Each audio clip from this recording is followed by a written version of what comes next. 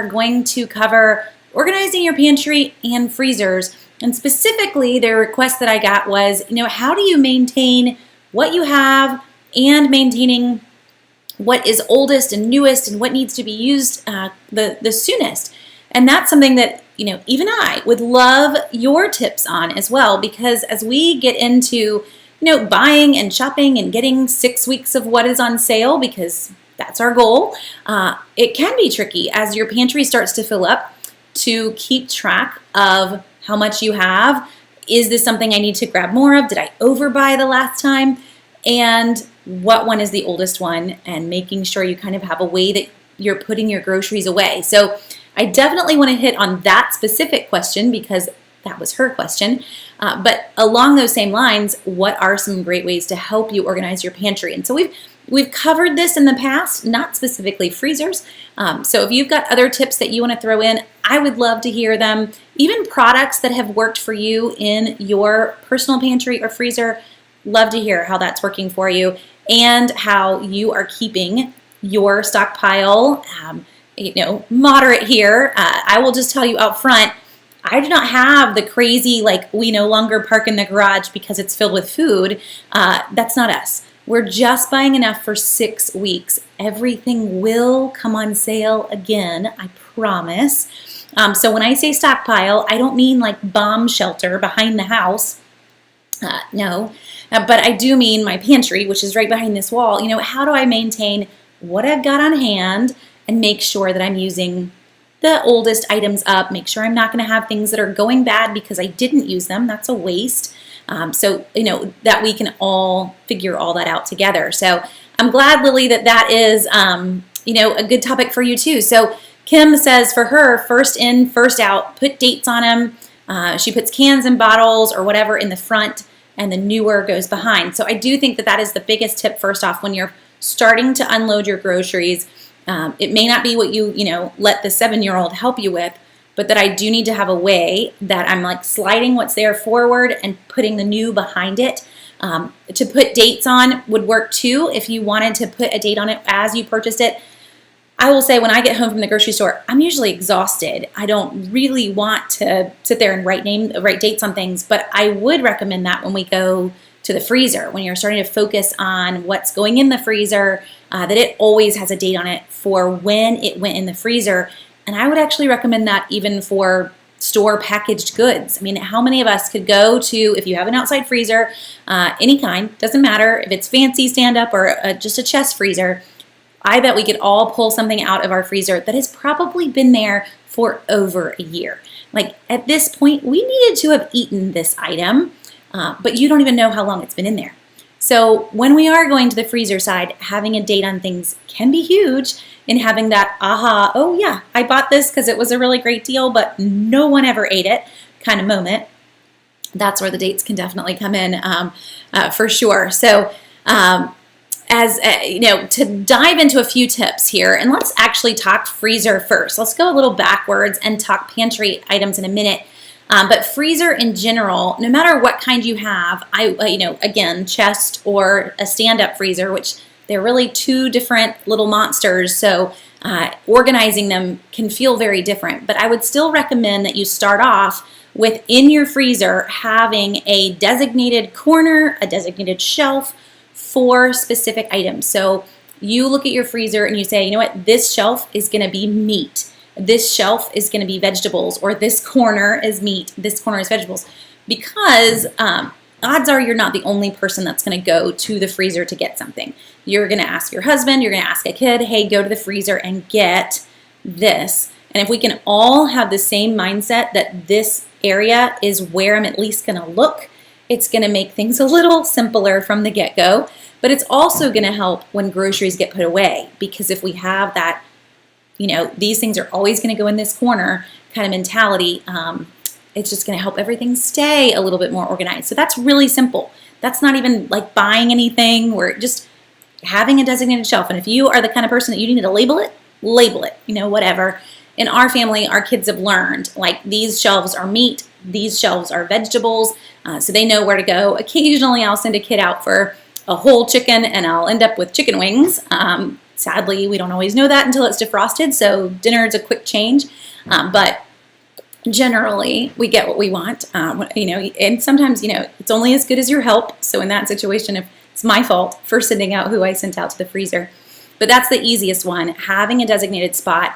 Another big one, if you've got a chest freezer in particular, though I will confess we've used this in our stand-up freezer, is using reusable shopping bags. They are your friend in a chest freezer. So you will take the shopping bag, fill it with chicken, fill it with beef, whatever it is, and you can literally just lower the bag in there. And so if I want to get to what's below it, I can just lift that bag out, and now I can get to what is the bag below that bag. It's like you've put boxes in, but you put boxes in with handles. You can't make this any easier. So highly recommend putting reusable shopping bags to work in your freezer. They don't need to be the fancy insulated ones. They're in a freezer, but just the basic, cheap reusable shopping bags that you can get. Start to separate things out like that so that you easily can lift out one whole thing. It doesn't even have to be full. It'll squish down and you can put a bag on top of it. But that way I have a hamburger together, I have chicken together, I have frozen vegetables together. You get the idea. Using those reusable shopping bags is super cheap and a really simple way for a chest freezer to move them out. Now, I said we use these sometimes in our stand-up freezer, and we'll vacuum seal up meat. And we're going to talk about that here in a second. So these are some steaks vacuum sealed up.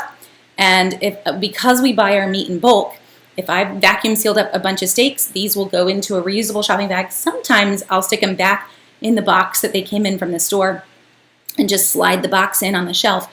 But sometimes they end up in the reusable shopping bag and they're just there. And if anything, that makes it easier because I can say, hey, the steaks are in the reusable shopping bag on that shelf, if I can remember that part. And then I always get what I want when I send somebody out to the freezer. But either way, they're ideal for chest freezers. But stand-up freezer folks, we can use them too. Another one for freezers, and this is kind of a bad example because steaks are flat. But you really do want to freeze your items as flat as you can. I don't really care what it is.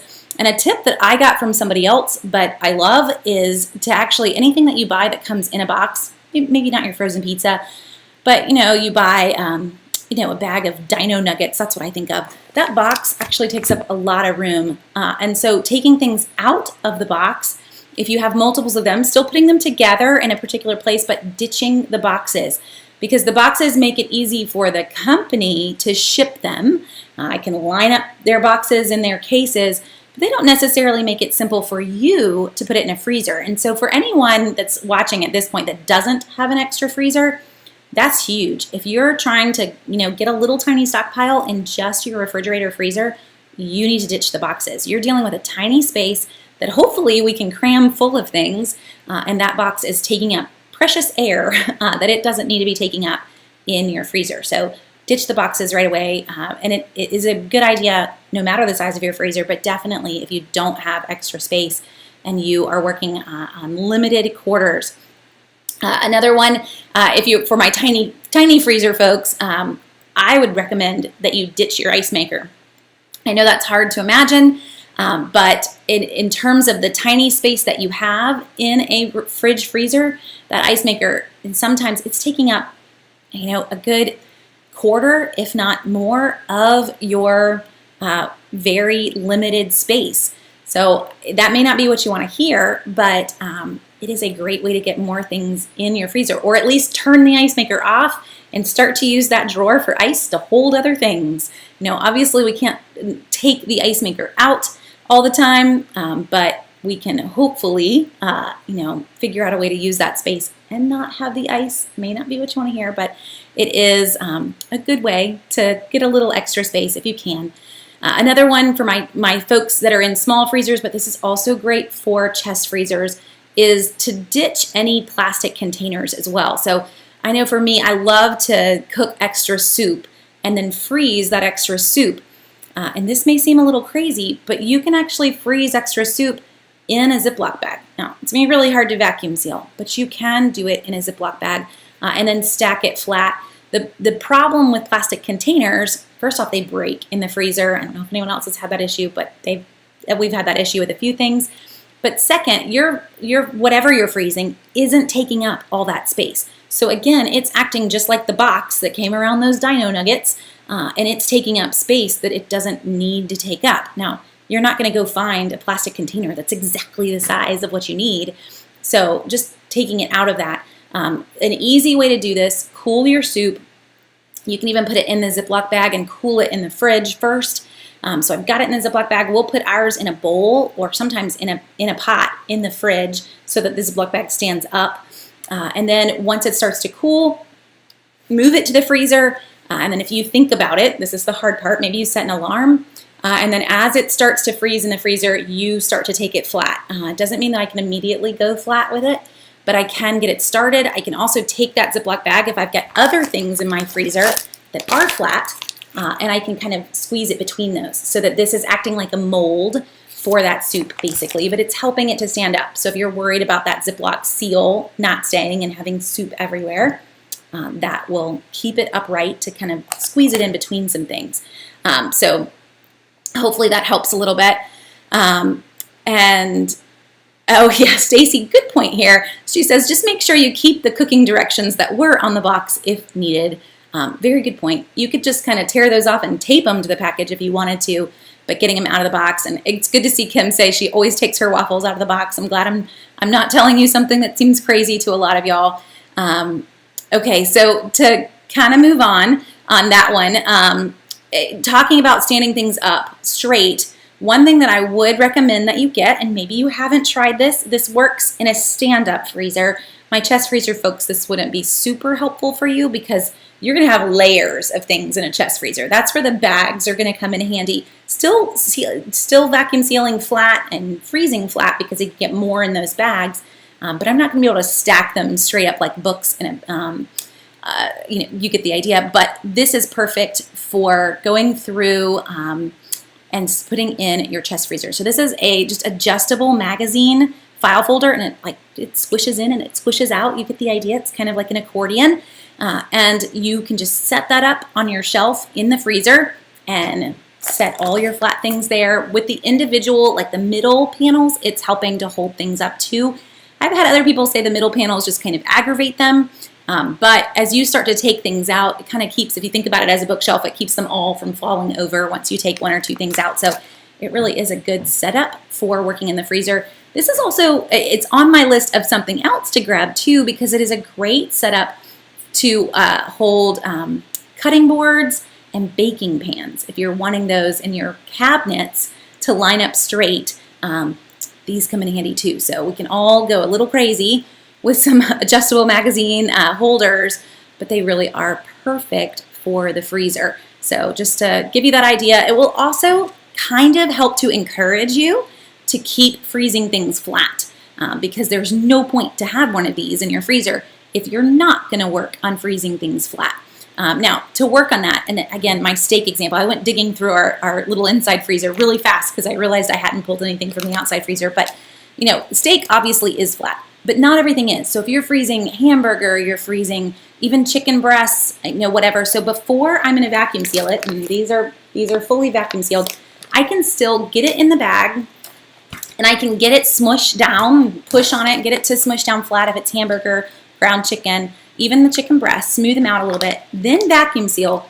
But at that point, it's still not frozen. It's vacuum sealed. The air is completely out of it, but I can still do some smushing. So once it's vacuum sealed, sit there and mess with it. Treat it like it's your stress therapy if that's what you need to, but you can get that completely flat. There's still no air in it, so that's not the issue. It's really you spending a little bit of time before I put it in the freezer, getting it flat. It's gonna stay that way, and then you're good to go. We're gonna freeze it flat, and if you've got it in those magazine file folders too, and I stand them up unfrozen, the pressure of each other is going to keep them flat. So you don't even have to worry about laying them flat and then moving them.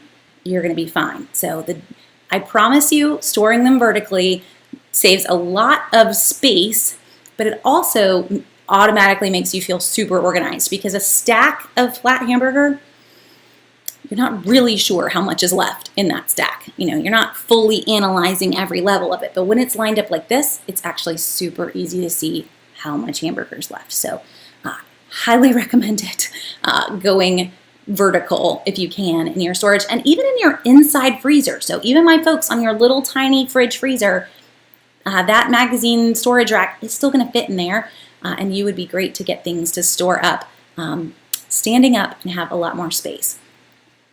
So a couple more things for the freezer.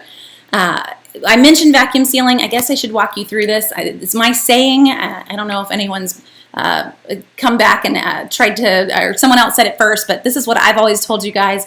A Ziploc bag is good for 6 weeks or less. Vacuum sealing is for anything that is over 6 weeks. I mean, you can vacuum seal everything under the sun if you want, but typically this is long haul. That's why we're putting it in there, because it might be in there for a while. For me, I tend to find that if I put something in a Ziploc bag and then I don't use it, I just end up regretting that because I'll come back to get it and it's got freezer burn all over it. So sometimes vacuum sealing is just the safe way to go for me, because I don't always know how long it's going to be in the freezer, but it is magical. The next question that I always get on that is, what kind of vacuum sealer do I need? So I did just a basic Amazon search, and I'm going to put a link in for that, or I'm going to have my husband put a link in for that because I'm not able to put in links. But I will tell you this. So the basic Amazon search is actually some on sale. I'm surprised to see that. Food Saver is actually running sales right now. Food Saver is the name brand, but Amazon does have some brands I've never heard of before that have like thousands and thousands of great reviews. So, you know, it may be worth looking into those just to say. So one thing I do want to say, this is the little Food Saver. This is the cheap Food Saver. This is not the one that I would really recommend. Now, we own this, and it's kind of a long story, but we own it. This guy normally, I guess most of these are just the really little flat models. That's the best way to kind of give you that shot of it. They don't have as much power as the bigger stand-up models. So as you start to look at those units on Amazon, you'll see lots of different units to go with. I don't know about the non-brands, but I know if the name brand, if that's my advice on the name brand, is maybe to stay away from this little guy. It probably would be the same on the non-brands too. It's still good. It will vacuum seal. I will just tell you, if I were to sit there and seal 2 of the same items using this one and using our stand-up one, there'll be a lot less air out of the stand-up one than out of this one. It just doesn't have full-on suction. So that's my only thoughts here. I love Food Saver, but since I had that little guy, I can kind of give you, everyone wants to know the exact model that we have. I don't think they make the exact model that we have of the stand-up, but I know they still make lots of those little guys. So just, my personal thoughts on that. I know there's probably someone out there that is very content with their small one, and I think you probably would be too. You wouldn't know any different. It's what you have. But I will say, having them side by side and playing with them, there is a difference. Now, what I would recommend to save money on is off-brand rolls. So they'll sell bags, don't pay for pre-made bags. This is really how they come. I was going to see if I could tear this tape, but it doesn't want to. It is literally like a toilet paper tube roll of bags. And most of the fancier models have a slide cut. The little guy doesn't have that. A slide cut that you will just make your own bag. You'll seal the bottom, then when you put your meat in it, you seal the top. So there's a lot of great off-brand rolls that are out there that work just as well as the name brand, but are significantly cheaper.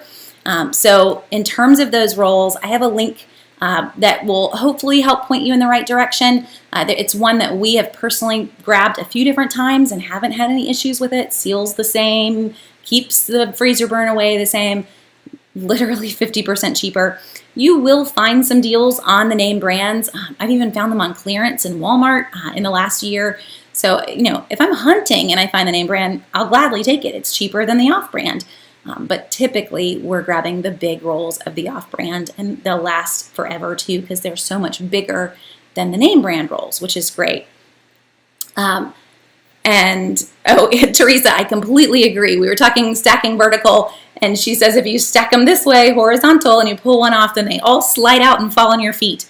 I have experienced that as well. So it is another plus in the column to organize vertically rather than horizontally for your frozen food. And Jessica, you're also not alone there. My freezer problem, kids left the door slightly ajar, and now there's so much ice buildup I can't tell what's what. Honestly, the best way to organize a freezer is to start clean. It's to pull it all out and then to reorganize it. So maybe you just need to claim like this Saturday as your freezer organization day and hack away at the ice and see what you can find. For us, with our freezer, few times that someone has left the door open, we've lost a lot of food because of that. We've had to immediately start to cook food. Once it starts to thaw, it's really not supposed to be refrozen, and you don't know how long it's been left open. So our freezer actually has a lock on it, and so we started making everybody re-lock the door when they left so that we knew that they had closed the door, because more often than not, it was a kid who did it, not an adult. We're usually innocent on this one, but that way they had that extra step. They had to put in the key, they had to lock it, and then we knew that it was fully shut. So, hopefully that might help if you wanted to try going with the lock method at your house and seeing if that would work.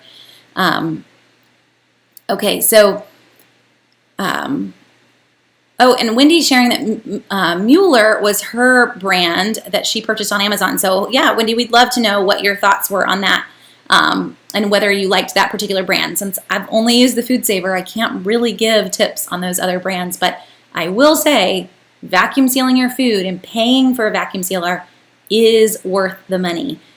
Just not losing food to freezer burn, having the ability to stock up on meat in bulk, and knowing, we might not finish these steaks for 3 months. That is A-okay. They're going to be just the same as the day we put them in there when we pull them out. That's why it is worth it. And it's not a purchase you're going to make a lot. So the big, tall Food Saver that we have, I think we've had it for probably 10 years now. Great. Well worth the original 140 or 150 that it cost at the time, though there are deals to be had on those. But it is an investment, but it is a well worth it investment in the long term. Okay, I need to get to pantries, but I want one other fun one here. And maybe you haven't tried this, but if you just have a typical chest stand-up freezer, I'm not talking about your stainless steel inside fridge freezer, but a typical outside freezer, that lovely white outer coating, grab a dry erase marker and put it to use, because the outside of your freezer is fully dry erasable and can just be wiped off. It is your own personal inventory board. So if I need to keep track of what am I running out of, or for some folks, maybe it's the easy way, instead of dating all of the groceries that you just bought, putting on there, all the hamburger went in on 5/17. All the chicken went in on 3/12. Maybe that makes it easier for you. I don't know, but use it. Use it either as an inventory for when you remove things, or as a way to keep track of what's in there. It's simple, just a dry erase marker. You can even go Velcro it to the front of the freezer if that's what you need to do so the marker stays there. But it is a simple way. You could also, for my chest freezer folks, use this. My brain goes to kind of that image of the side of the cow and how they map out what the different parts of the cow in terms of the meat are. But in a sense, you're going to use that for your freezer. And so you could really draw yourself like a little map on the top of your chest freezer that is meat in this corner and veggies in this corner and whatever else. However you want to map it out, you could do that. Inside of that could be your inventory as well, but you're kind of laying down the law as to this is how the inside of this freezer is going to be organized, and no one has any questions because it is right there on the top. That could be a very easy way, and you just wipe it away. It's not going to stain your freezer. It is dry erase in a sense, so very, very easy way to do that. And yeah, it seems silly, Teresa, but it is. It's a very simple, easy way to get everybody on the same page. Draw on that map on the top of your chest freezer, and I guess you could draw it on your stand-up freezer as well. You go to town. The hard part with the stand-up freezer, I will tell you, is that you tend to brush against the door. Definitely the bottom part of the door you tend to brush against when you're opening and closing it. So if you're going to write on the a stand-up freezer, right towards the top, like maybe waist high, maybe a little higher than waist high for you, so that you're not accidentally brushing it off when you go out to the freezer. And when somebody uses their side to close the freezer and half your map just went away, you won't deal with that on the stand-up freezer. The chest freezer will never be an issue because you're opening that lid. You're not really ever rubbing against the top of the lid, and whatever you draw there is going to stay there. So you could have your map for the next 10 years if you wanted to. Okay. So kind of a lot of ideas there for the freezer, but if you've got anything in particular that I didn't hit, please ask away. Or if some of you have other ideas that you've done, let me know. Lily shared to take a water bottle and freeze it on its side, and then once it's vertical, or once it's frozen, set it vertical, and if the door is left open and the power goes out, you can tell how long it's frozen. And the other one that I've seen other people do is a cup with water in it, let it freeze, and then put a penny on the top. And then if your freezer has thawed, you'll see based on how low that penny went into the cup that's an easy one too. Now that takes up space to just keep a cup, but it is a good tip with the penny, being able to tell where it is in terms of, did it thaw just a little bit, or is that penny now on the bottom of the cup and I need to deal with all of this food now. Now, if that happens to you, just to kind of hit that, what you need to do is kind of stop what you're doing, invite some people over, or pass it out to family members if that helps you, and you need to cook it. Any meat that is in your freezer when your freezer thaws is still salvageable raw meat if you get it cooked. We can actually refreeze it once it's cooked. So take that chicken breast, cook it all, just boil it if that's what you want to do, and shred it. You don't have to get fancy with this. Shred it, now refreeze that, vacuum seal it, and you've got tons of pre-cooked shredded meat or pre-cooked diced chicken. Think about how simple that would make meals for like the next 3 months if that's what it needs to be, but you didn't waste that meat. Now the other items in your freezer, so the store-bought pizzas, the store-bought other items, those can be tricky. And my husband is telling me to mention, I do want to catch this before it spoils. Obviously, if everything in your freezer isn't even cold anymore, you're done. Game over. I have to start from scratch. But my mentality is, hopefully you caught this. Things are definitely still cold. Some of it's even still frozen, but not fully frozen. You're probably still good there. So we're going to cook it all, and then we're going to refreeze it cooked. You could do the same thing with veggies, but I would encourage you to get a little creative, and let's make some casseroles out of things that we could. You could freeze those casseroles, but I've at least put them into something and cooked them before I refroze them. So just as some tips to not throw away the food, but find some other way to use it before it goes bad. That's the goal. Now, if it's gone bad, you're done. So yes, just to clarify on that one, but that is a big help. Okay, trying to make sure I caught everyone's questions there. In terms of, if you've got any others, though, please feel free to ask. I will gladly come back to this, but we're going to move on to pantry.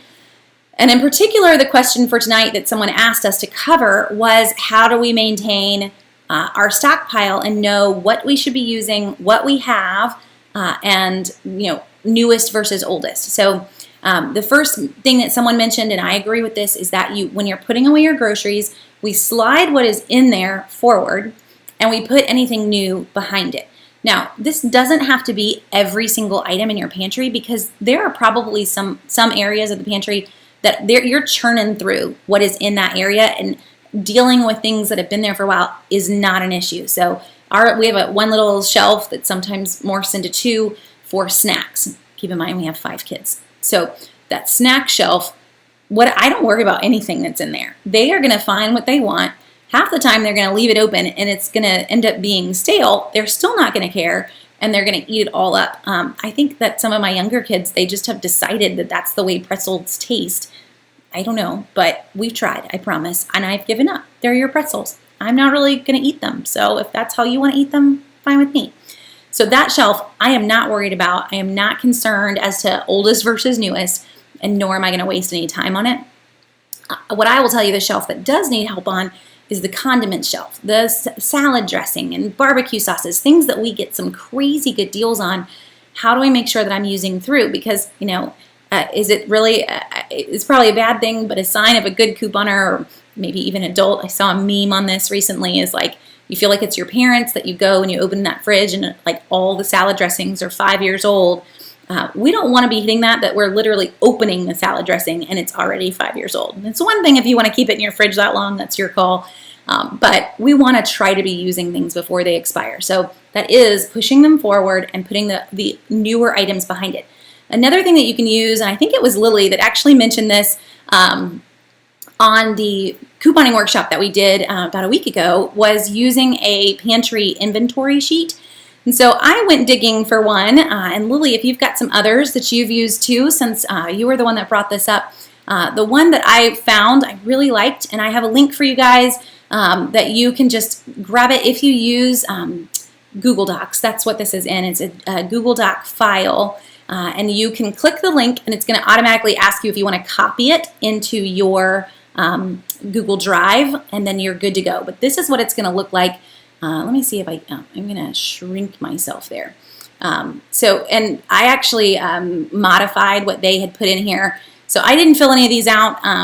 The person that I grabbed these from, I think it's great. And I will tell you up front, I cannot do this. I don't have the time to do this. And nor do I have the patience, but I think that it's marvelous. So, kind of one of those going to come out and tell you, keeping it real, this wouldn't necessarily work for me, but I do think that it's great. You may not even need all these columns. So when you put this into your Google Drive, you would be set to go. And if you don't have Google Drive, I can try to download it as an XML. And if you want to email me, I can try to send it to you as a file that you would put into your Word or your Excel spreadsheets. I was trying to think of Word's version.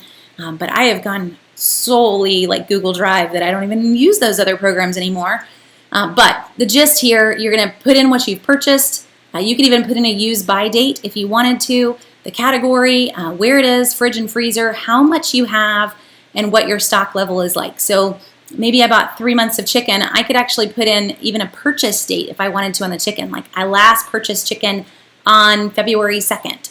And I had this much. Maybe I'm not always keeping track of it, but that's at least enough to tell me, ooh, it has been a while since we purchased chicken. Maybe we do need to go out to the freezer and see how much is left. So if, even if that's how you're doing it, I'm not coming in here and modifying this spreadsheet every single time I shop, but I'm looking at it every time I need to do a big trip. I'm getting an idea of when I last purchased something. So maybe you take this column that says use by and you switch it to be a purchase date, that you could totally keep track that way. But you get the idea. So you can check your check marks if it's something that you love. Over here is a column, if you wanted to, that you could put in the last price you paid, so you could keep your own little price book. I mean, you could go super good on this one. Again, this is not my data, though my husband just sent me a little note and said, oh, we're out of lentils.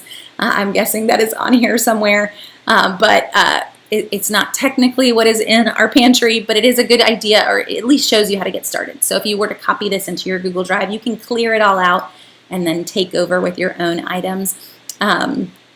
Lily's saying she does inventory at least once a month, but usually every 2 weeks. So that makes me feel a little less panicky, Lily. I thought it was a great idea when you were sharing it last week, and then I was like, I don't know that I could do that every time I went grocery shopping, because I really am. Normally I'm grocery shopping with kids, but by the time we get home from walking to different stores for unadvertised deals and shopping, I'm usually like, just sit me down and someone else cook dinner, because I just don't have any more energy to give. So that makes me feel better, Lily, that you're doing it just a couple times a month, maybe even once a month. But, even if you did kind of go with the general, put in the date that you last purchased it, that might help you. And maybe you don't keep tabs on every single item in the pantry either. Maybe you keep tabs on the items that you tend to run out of, and you know what those are. And if you don't, then ask someone in your house, because they'll tell you. I always joke, who does the shopping around here? Why are we running out of these things?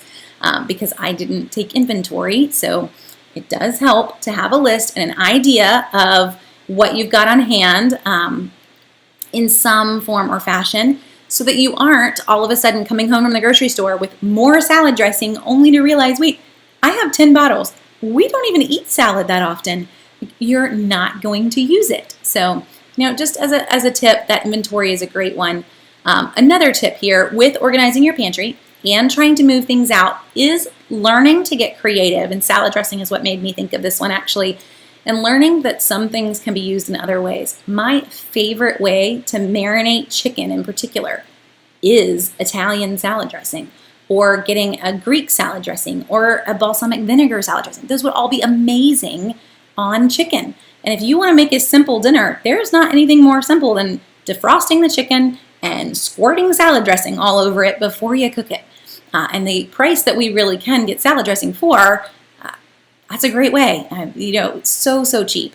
And then you're finding a way to use it up before it goes bad. So it's kind of a whole nother tactic to taking care of your stockpile, but it is, getting creative and figuring out ways to use things up. You can also, not to hit meal planning as a whole, but taking advantage, the website that I've shown you guys in the past, that Super Cook website, is a great one, because you can put in what you have on hand and find recipes that go with it. So, and I'm trying to pull it up really quick here, but our internet is not super fast tonight, so we'll see if we get it. So Supercook, if you head there, you put in what you have on hand, it spits out recipes that go with what you have on hand. So if I notice, and I'm not telling you this from a meal planning side, but from a stockpile side, you notice, whoa, we have 7 jars of barbecue sauce. I think we should eat some barbecue or figure out some way to use this barbecue sauce. Well, you could come in here and you can do that. So just it finally loaded. It's been taking a little bit. But you come in here and you fill out the categories of what you have on hand, and it will spit out recipes that go with those items. So super easy to figure out how to use up if that's where we are. We've got things that we haven't kept a very good inventory of. We've got way too much stuff. Then take advantage of a website like that. So that's supercook.com is the one that I just mentioned. It's completely free, and it's a great way to go. Oh, and Jessica's chiming in that balsamic is also great with pork. That is not one that we eat a lot of bacon around here because we eat a lot of breakfast, but pork isn't something that I tend to grab a lot of. We tend to eat a lot of chicken and a lot of beef. And I guess we got to work that one in somehow. Okay. Oh, and Stacy, yes. So tomorrow, off-topic question, I just saw you post it. Is tomorrow the day that I want to go through and clip the Kroger 5-time use coupons? Clip all the coupons. Really tonight, Stacy. It doesn't matter. I don't have to wait until Tuesday night to do it. They're not really going to load any new ones tomorrow. But the minute that we know that that new ad is going to start, and it's not a mega event ad because we're coming off of a mega event for Kroger, yes, I want to go into Kroger. I want to load any of the true manufacturer's coupons that I can, because the 5-time use coupons are going to come out and they're going to take all of the ones that match in that are true manufacturers away. But you want to load them all while you can because they're yours once you load them. So it's a great off-topic question and a good reminder for anyone that shops Kroger. Okay, to jump back in, let's talk pantries in general, just ways to kind of organize your pantry and a few things that can help. That magazine rack that I mentioned earlier for the freezer, it can be very helpful in the pantry as well. You can not only use it for your cutting boards and your baking dishes, but it can also be good for food. If you're grabbing some of those rice mixes that don't always stand up well, I can line those up inside those. You might find some interesting uses for something that's going to help you keep your food vertical, because then I can see it better. Another one that is big, I always recommend this, is a can organizer. We have 2 of these. So the one I'm showing you is the one or the one I'm about to show you. It's still loading. So you can see at the top, I last ordered one. I think I actually ordered it as a giveaway for y'all because we've had ours for a very long time. So we have 2 of these. I will tell you, in terms of loading this for oldest versus newest, it's a little tricky because these middle shelves, you can't reach in and put the oldest or the newest back in the back. If you had a way to load it from the back, ideal, if that's what your concern is. We go through a lot of canned goods in our house, and most of what we're using is basic. So it's tomato sauces and canned veggies and canned beans, and we're churning through them. So I've not really had how long have we had that moment with our canned goods? So it's been fine for me. We have 2 of them, and that holds a good chunk. There is sometimes that we find a crazy deal on canned goods, and so those items will end up kind of at the bottom of our pantry on the floor. But this holds a good amount for us, and they fit right next to each other on our pantry shelf, and we love them. There are much larger units as well, so you can go crazy here. But remember, we only need to get enough for 6 weeks. So we're not trying to buy canned goods for the rest of the year. We're just trying to buy enough until it's back on sale. So don't go too crazy on the canned goods. It is, it's typically enough to hold everything that you need. Okay, and so in terms of, and good, Wendy says she has 2 as well. Jessica says she has 8 of those. So Jessica, you are winning on canned good deals. But for us and what we need, those 2, they typically do a great job. They also help me to see there's only 1 left. So in a sense, my can organizers are my pantry inventory because I can very clearly see how many cans of tomato sauce, how many cans of corn, because I have each of them, and I guess I should pull it back up, but I have each of them in their own little row. So 1 row is all canned green beans and 1 row is all canned corn. And then when I see that I'm down to 1 can or 2 cans, Sometimes I'm grabbing from the bottom and I'm restocking, but it's definitely a way to catch what we're about to run out of. Make sure that I can go hunting for some deals on those items before they run out. So your can organizers can be a very big help. I see that there are some that are cheaper than this one, and if you want to go with the cheaper ones, you totally could. I will tell you, for us, these we've owned for probably, again, over 10 years. The ones that we use personally. This, my last purchase being 2 years ago, was definitely for a giveaway, and they've held up great. So I can't speak for the cheaper ones, but I can definitely speak for this one, being that old and not having any issues with it at all. Okay, so other things that will help in the pantry, I would highly recommend, no matter what the size of your pantry, that you are fully taking advantage of the back of your pantry door. So guys, this can be as simple as a shoe organizer that costs $10, or you can go super fancy. So when I say as simple as a shoe organizer, we could be talking this guy right here, just 24 little mesh pockets. But the things that I can put in the back of my door, this can be spices, this can be the little mix packets that are set for dinner, and much smaller items that aren't taking up space on your shelf. They have their own pocket. So in our house, we do a lot of fajitas or Lipton onion soup burgers. That's a favorite. So my Lipton onion soup, I can take it out of the boxes and you could put it all in these little pockets. Super easy. This is also great if you're renting, because this just goes right over the door. It doesn't attach permanently to the door. We're not moving in, but do take advantage of your door. It is space and it can be used. So if you want to go super fancy though, that would be going with one of these systems. This does install, it has an over the door latch, but it also has the ability for you to put in some screws down the side too. And these are actual shelves. So this is a closet made, just over the door rack, and it's $33 for the 18-inch model. So that's the width. Just so you know kind of how wide your shelves are, but it can hold a lot. So this can hold all your salad dressings, all your condiments if you needed to deal with your condiment shelf. Now they're right in front of you, and on this one you really can very easily handle newest and oldest, as long as you get in the habit of, I put the oldest on the left or on the right, whatever you want. I'm left-handed, so everything tends to be on the left for me, but that will help you keep track. So take advantage of your door, but it will help you also keep track of what you have on hand. Whether you go fancy, whether you go plastic shoe organizer, doesn't matter. They're still great things to have.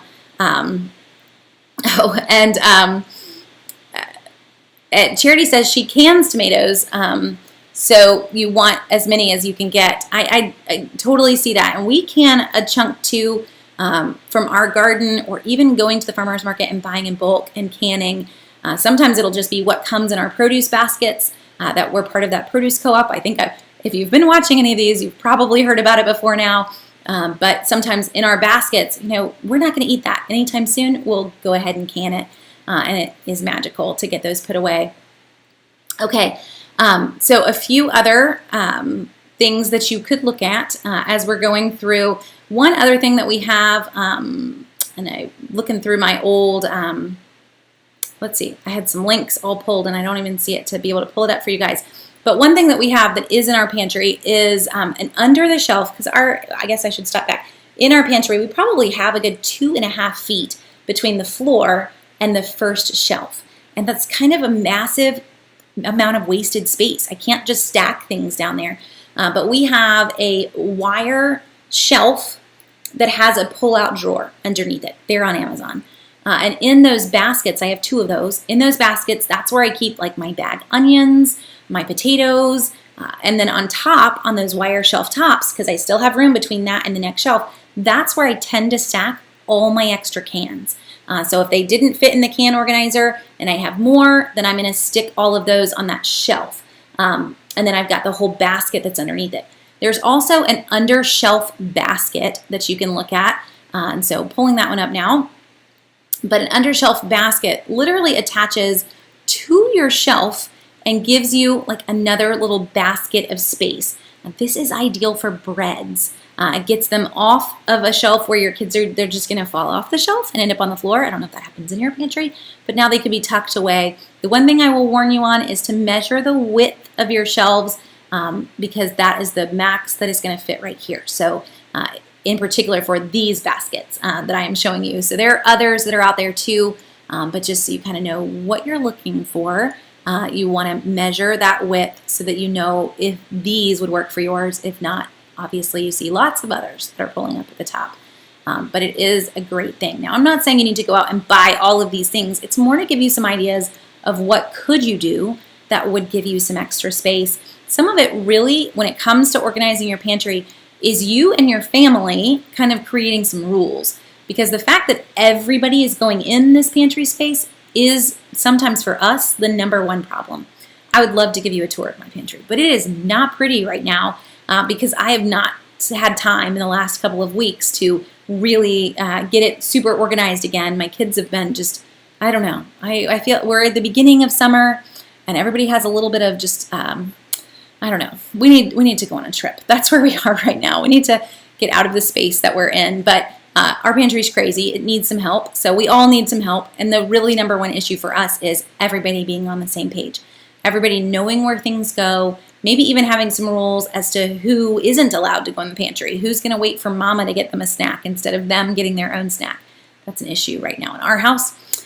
So, those boundary rules, ground rules that you're going to set will help your pantry stay organized. And I say that it's not organized. It is organized. It's just that things end up kind of in other random places and they just aren't gorgeous. So I'm not really willing to open up and share the true reality of our pantry, but it's still there, and you probably live that too. So, just to be honest and open on that one.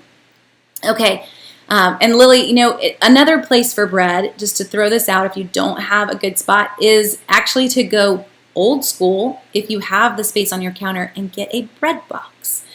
There is a reason that they used to exist. And it is a magical place for bread where they do not get smushed.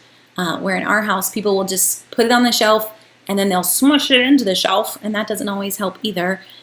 So, if you have the counter space, that's, a pretty good way to look at that. Oh, and Pat, thank you. Pat said she saw the last tour of the pantry. And actually, we still have that. It's up on YouTube. So if you really want to see a tour of the pantry, you can just go watch that on our Facebook videos. Just search up in the top Pantry Tour. Or YouTube, search Pantry Tour, and you'll find that old video. Not much has changed. It's same things that we're buying and the same places that they are in our pantry. So there is a few other things for a pantry that I would recommend.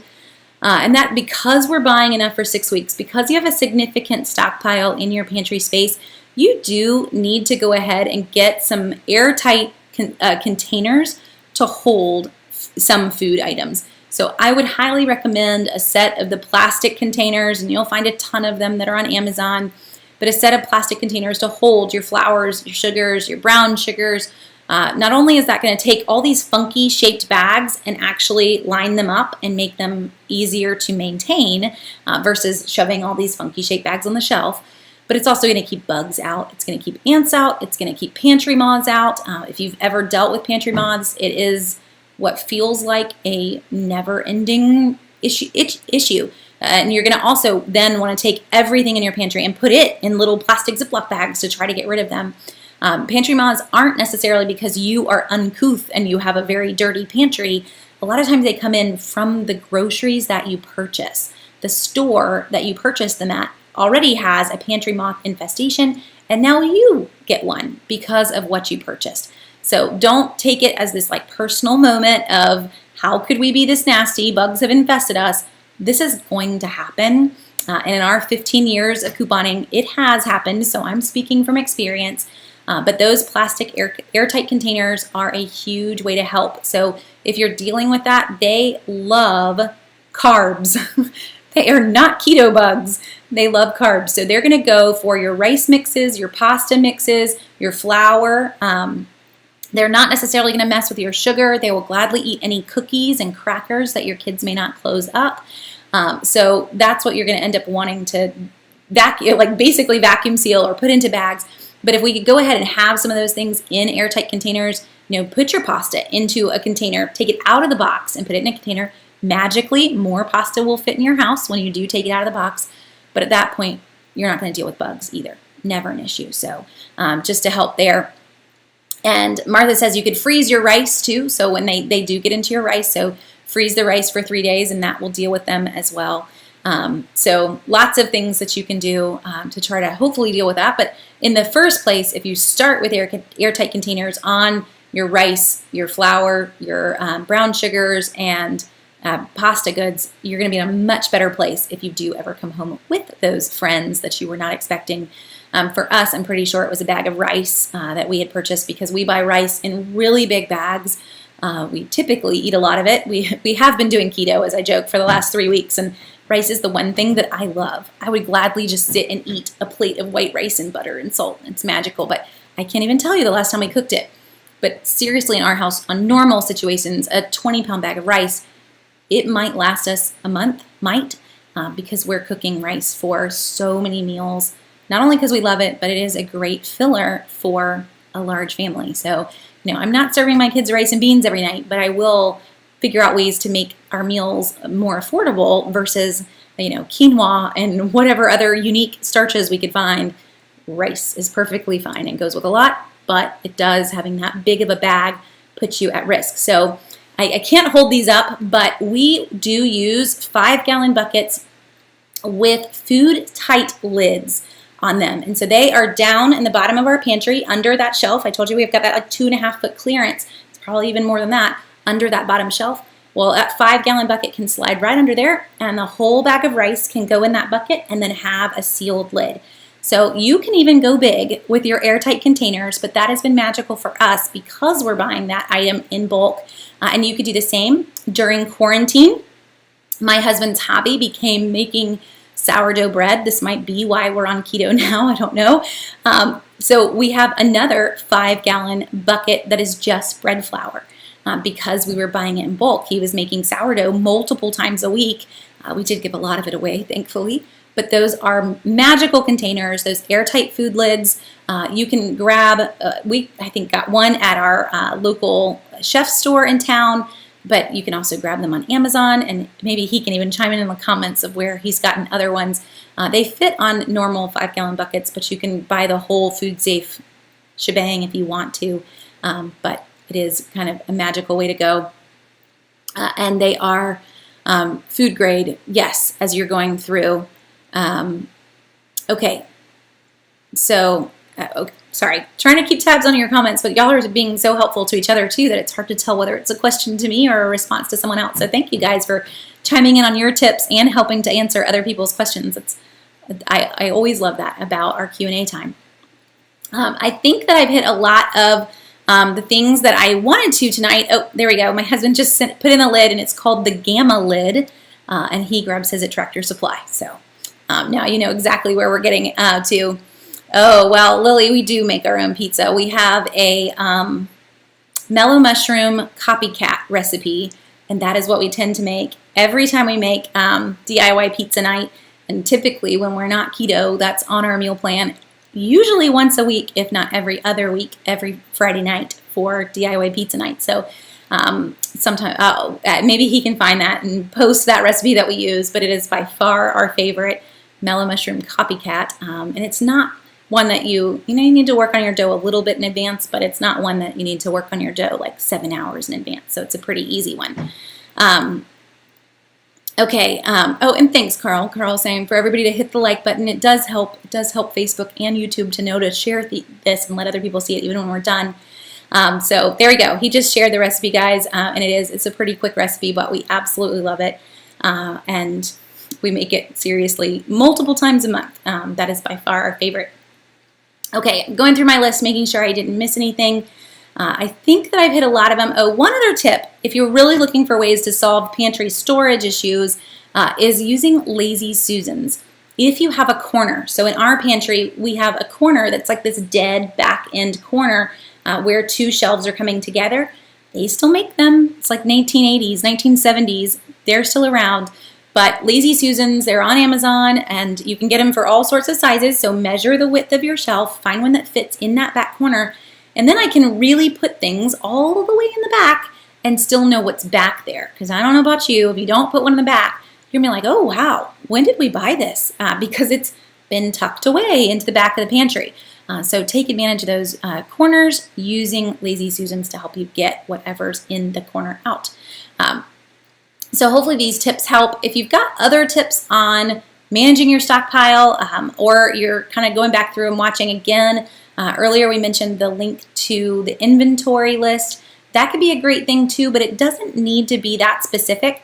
So one thing that I've recommended to folks when they're first getting started, the hardest part is knowing how much do I need to buy. I'm telling you to get enough for 6 weeks until that item is back on sale, but how do you know how much you use in 6 weeks? So in terms of that, an easy tip is to tape a piece of paper to your pantry door, even if it's a sliding closet door, tape a piece of paper. And whenever you take something out of it, I want you to write it down, but only for 1 week. We're going to get an idea in 1 week, how much did we use from this? If that's a little too stressful for you, then sit down at the end of the week and think about what you cooked that week and what you used. But for me, writing it down for just 1 week is a little easier than trying to analyze every recipe that we made for that week. So that's why I recommend just tape it to the door. Eventually, you've already got the item to start making tick marks. So if you've done it more than one time, another tick mark. So at the end of the week, I realized, oh wow, we used 5 different cans for canned veggies, or we went through 3 things of chicken broth. Lately, we have been churning through some chicken and beef broth. But you get an idea of what you're going through. If you don't feel like that's adequate, go on to 2 weeks. But you're going to get a really clear idea of what that 6-week stockpile is going to look like for you when you start to see how much I'm using. I don't need to keep going with it once you get a feel for that, but it will help you when you're first getting started so that you're not overbuying or underbuying. Because you may think, oh, chicken broth, I need like 1 of these. And in our world, we really have been going through a lot. I posted a whole list last week of recipes that we made. Normally we try 1 new recipe a week, but because we're on keto, something that's just helping me mentally in the last couple of weeks is that I'm just needing new flavors, because I feel like keto can get really bland and really boring. It's meat and maybe a veggie every now and then.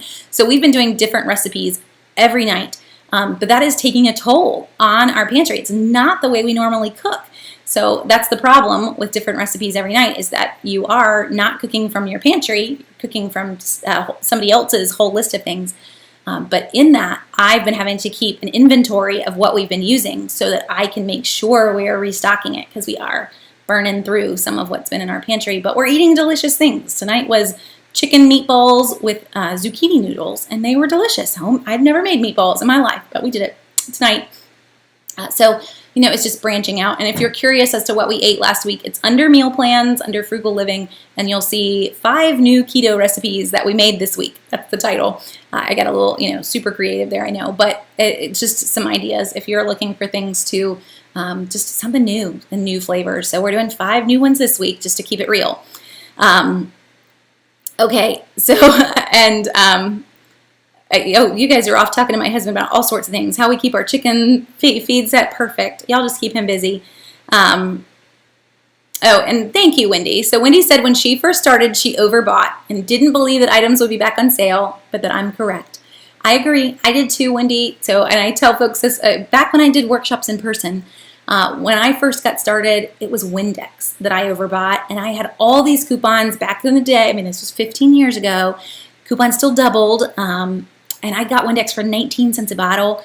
We had Windex for years, and years. I think we might actually now need some, but yeah, it's been that long. So I get it. We all have to learn from 1 or 2 items where we do overbuy, but I promise we only need enough for 6 weeks.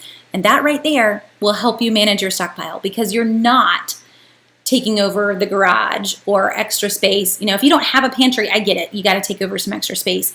But our goal should be just 6 weeks. And if you find that you're not using it, then we need to meal plan from the pantry. We need to use it, and then we need to slow down on purchasing that in the future so that we're not overbuying it.